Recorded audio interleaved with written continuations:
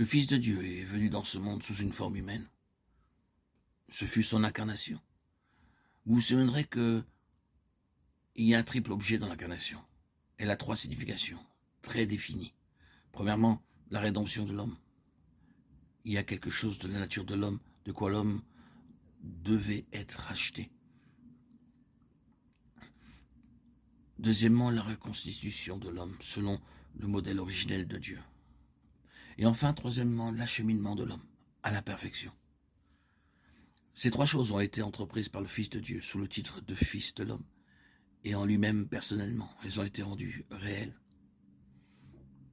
Il n'a pas été seulement le Rédempteur, mais il a été lui-même la rédemption. La rédemption a été personnifiée. Ce ne fut pas seulement ce qu'il fit, mais ce qu'il fut en tant que modèle de l'homme racheté.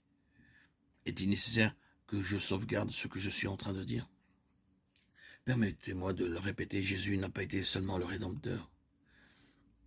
Et la rédemption n'a pas été seulement ce qu'il a fait. Il s'est tenu là comme la personnification et la représentation de la rédemption. Il a été la représentation de l'homme racheté, de la sorte d'homme qui se manifesterait une fois racheté. Il a donc été un homme, en quelque sorte, reconstitué selon la pensée de Dieu. L'homme, en représentation, reconstitué et différent.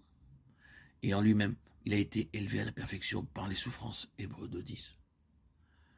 Il a représenté l'homme rendu parfait par les souffrances et les épreuves. Bien entendu, pas dans le sens d'être rendu bon ou sans péché, mais amené à l'état complet.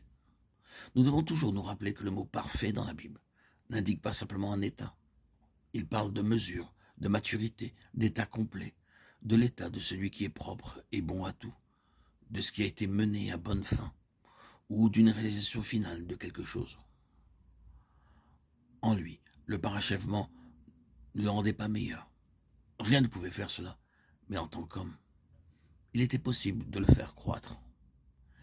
Et il a grandi effectivement. Nous avons remarqué qu'à deux reprises, il a été dit à propos de son jeune âge, d'abord jusqu'à l'âge de 12 ans, et d'autre part après cet âge, qu'il croissait en sagesse, en stature, que la grâce de Dieu était sur lui, et qu'il était en faveur auprès de Dieu et des hommes. Luc 2, 40, 52. Il grandissait. Et par la suite, quant aux 3 années et demie, quel développement de patience, de foi, d'amour. Il était l'homme parachevé, élevé à la perfection par la souffrance. C'est-à-dire qu'il a été rendu complet. Voilà ce qu'est l'incarnation.